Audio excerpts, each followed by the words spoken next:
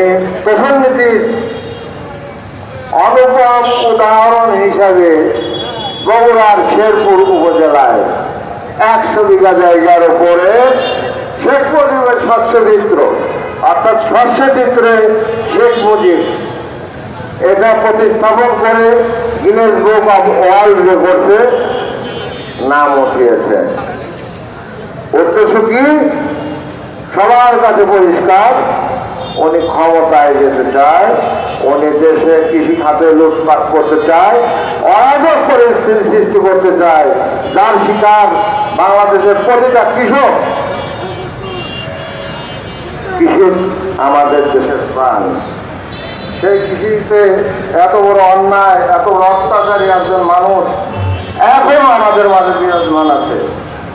অন্যদিকে একই সাথে উনি এই যে স্বচ্ছচিত্রে শেখ মুজিব করেছেন, সেটা করতে গিয়ে বিভিন্ন সরকারি বেসরকারি প্রতিষ্ঠান থেকে